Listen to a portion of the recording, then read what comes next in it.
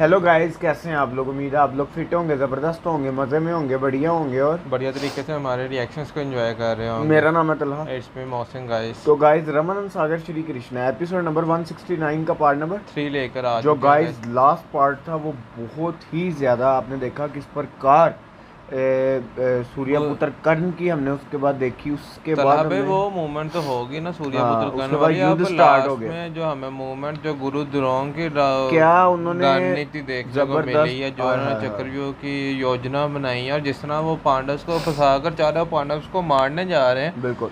और ये सब देखने के बाद महाराज धृतराष्ट्र के आपने अल्फाज नहीं सुने कि अब कई दिनों बाद मुझे अपने विजय की शंका नज़र आ रही है कि युद्ध आज समाप्त हो जाएगा और कौरव विजयी हो जाएंगे। तो गाइस देखते हैं कि जो सारी राजनीति तो नहीं, जो ने जो योजना बनाई है युद्ध की उसका परिणाम क्या होने जा रहा है, क्योंकि फर्स्ट ऑफ ऑल तो इन्हें अर्जुन को दूसरी ओर लेके जाना पड़ेगा भाई,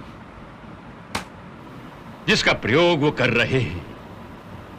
यदि द्रोणाचार्य की ये रणनीति सफल हो गई तो मेरा पुत्र दुर्योधन भारतवर्ष का सम्राट बन जाएगा। वाह। भारतवर्ष सम्राट। महाराज, कौरवों की रणनीति की सुनगुन भी पांडवों को नहीं लगी, इसलिए आपका ऐसा सोचना उचित है। परंतु युद्ध का पासा कभी भी पलट सकता है। अशुभ बातें मत करो संजय। तुम मुझे ये बताओ कि सेनापति द्रोणाचार्य अब क्या कर रहे हैं। महाराज, रणनीति के अनुसार सेनापति द्रोणाचार्य ने गरुड़ व्यूह की रचना की है। गरुड़ व्यूह, इसका उत्तर देना आता है।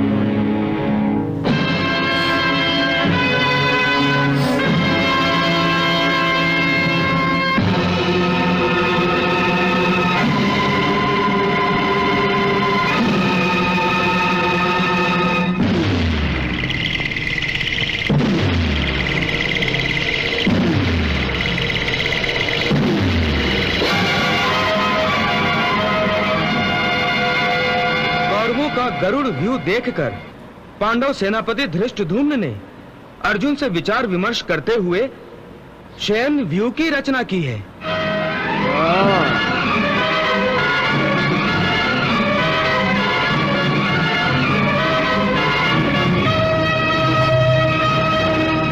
संजय, युद्ध आरंभ हुआ। युद्ध आरंभ हो गया भाई। अब ये कितना दूर है ये नहीं बता क्योंकि अगर महाराज से मिलेंगे तो मुझे पता है कि आप केदारनाथ के जाने के बाद कई दिनों बाद आएंगे आपको मिलेंगे। हाँ,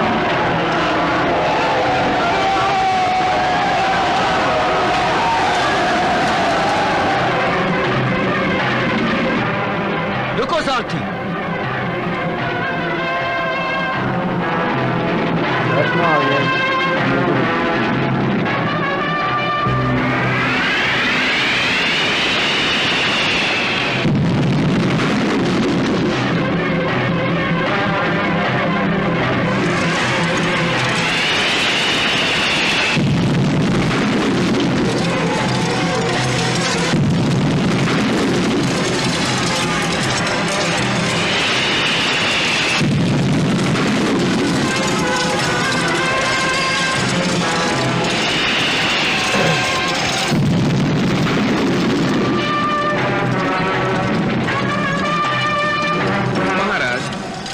गरुड़ व्यू के मुख पर जो सेना खड़ी है वो ही पांडवों पर आक्रमण कर रही है।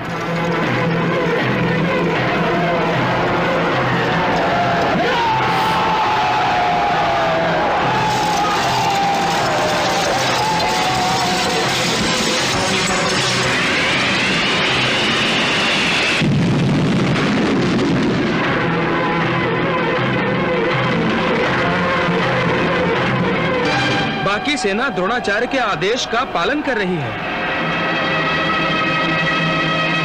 और द्रोणाचार्य अर्जुन के रणभूमि से दूर ले जाने के संकेत की प्रतीक्षा कर रहे हैं। परंतु अर्जुन को रणभूमि से दूसरी तरफ कौन ले जाएगा?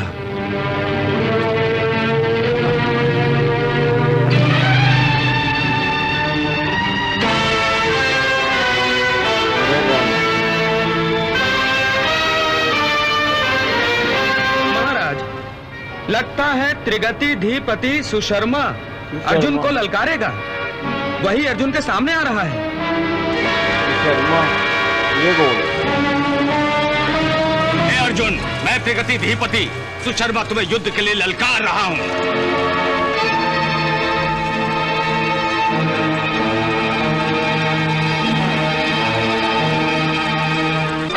आज मैं तुम्हारा वध करके अपने मित्र दुर्योधन को तुम्हारी लाश भेंट करना चाहता हूं।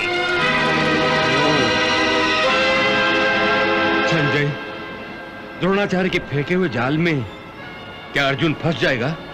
यदि सच्चे क्षत्रिय हो तो मुझसे युद्ध करो।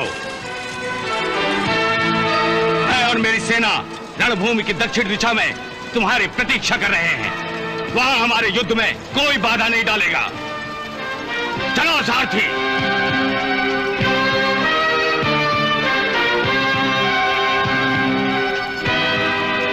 केशव, मैंने सुशर्मा के आह्वान को स्वीकार किया है। उसने मेरी शूरवीरता को ललकारा है।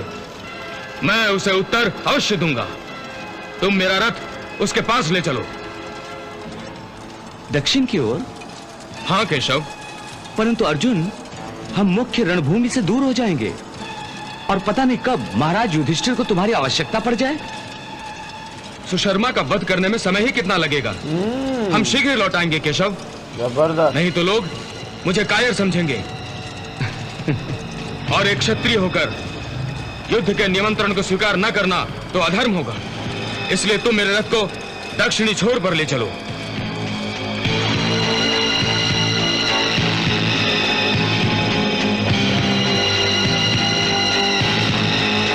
योजना सफल होगी।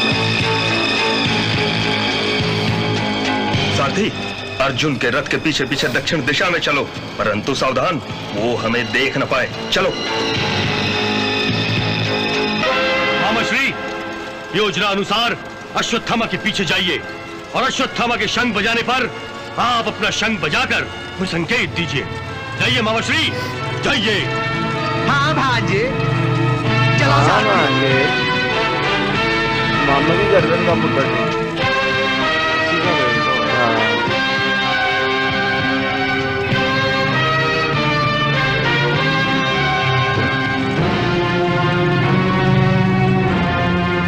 साहु जी, नए कौरव सेनापति ने हमारी अपेक्षा के विरुद्ध गरुड़ व्यू की रचना की है। इसका अर्थ यह है कि द्रोणाचार्य साधारण युद्ध करेंगे। परंतु एक बात मेरी समझ में नहीं आ रही है कि जब गुरु द्रोण घातक से घातक व्यू बनाना जानते हैं तो फिर उन्होंने गरुड़ व्यू ही क्यों बनाया? इसमें चिंता की क्या बात है? पिताश्री हर व्यू को तोड़ना जानते हैं। परंतु अर्जुन है कहां? परंतु अर्जुन है कहाँ?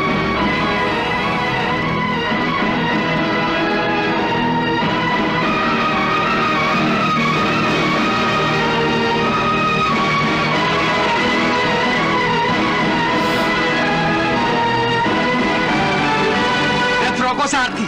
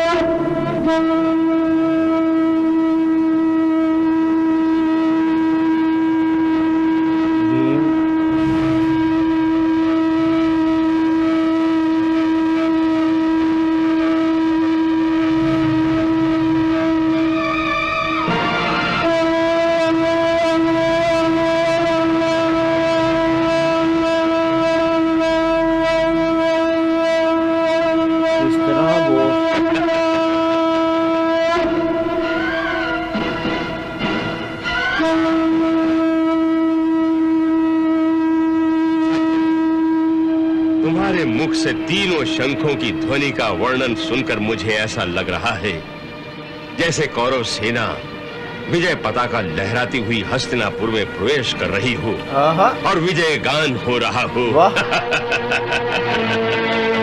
वो कितनी आगे चला गया।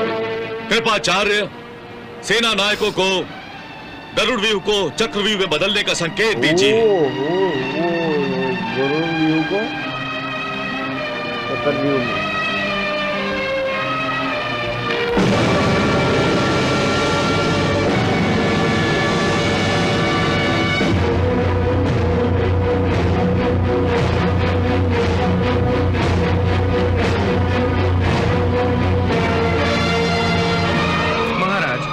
सेनापति द्रोणाचार्य ने चक्रव्यूह बनाने का आदेश दे दिया है। अब तो पांडव सेना फंस जाएगी इस चक्रव्यूह में। अर्जुन भी दूर किनारे पर चला गया है। अब क्या करेगा युधिष्ठिर? तो गाइस यहाँ खत्म हुआ ये पार्ट तो बहुत ज़्यादा शॉकिंग निकला मोहसिन भाई। जिस तरह गुरु द्रोणाचार्य ने अपनी योजना बनाई युद्ध की, उसी परिकार की तरह सारा कुछ होता जा रहा है। अर्जुन को दूर भेजने की योजना थी, अर्जुन भी दूर चले गए। उसके बाद उन्होंने वो गरुड़ व्यू से चक्रव्यूह का उन्होंने सोचा हुआ योजना बनाई हुई थी। योजना कैसी बनाई थी? पहले तो उसने आके अर्जुन को ललकारा और अर्जुन जब दूसरी ओर पर पहुंच गया, हालांकि कृष्णा जी ने उन्हें एक दफा बताया भी है कि हम युद्ध भूमि से बहुत दूर चले जाएंगे, मुख्य मेष के मिडल से हम बहुत दूर चले जाएंगे। मैंने कहा पर है कि ये मेरा अधर्म होगा अगर मैं क्षत्रिय होकर उनका वहाँ स्वीकार नहीं करूँगा। उन्होंने साथ ही पीछे अश्वत्थामा चलना शुरू हुआ उनके रात के चुपके उसके पीछे मामा शुक्नी चलना शुरू हुआ। और अश्वत्थामा ने पहले संकेत दिया मामा शुक्नी को, मामा शुक्नी ने संकेत दिया दुर्योधन को, दुर्योधन ने संकेत दिया गुरु द्रोणाचार्य को। गुरु द्रोणाचार्य ने आगे से कृपाचार्य को कहा कि आप सिग्नल दे दें चक्रव्यूह को अब चक्रव्यूह में चेंज कर दिया जाए। और ये सारी मूवमेंट्स देख के जो खुशी की लहर हमें महाराज धृतराष्ट्र साहब में नजर आ रही है ना, कि मुझे तो इस तरह लग रहा है कि ये शंख नहीं बज रहे बल्कि विजय पटाखा हस्तिनापुर में आकर हो, मतलब कि वो हस्तिनापुर कौरव आ चुके हैं और ये तब के शंख बज रहे हैं विजय के। तो गाइस अब देखना ये है कि नेक्स्ट होने क्या वाला है, क्योंकि अर्जुन जो है वो युद्ध भूमि से दूर जा चुके हैं। यहाँ योजना यहाँ किसे उसका भेदन करना आता है नहीं आता, क्योंकि अपनी तरह से कोरस जीत चुके हैं। बिल्कुल योजना यार अब देखो ये योजना ही बहुत हैवी है। ये जो गुरु द्रोण ने बनाई है ये योजना सुनकर मैं शॉक्ड हो गया था। तो गाइस मिलते हैं नेक्स्ट पार्ट के साथ, क्योंकि नेक्स्ट पार्ट में ही पता चलेगा कि आगे क्या होना चाहिए। Love you.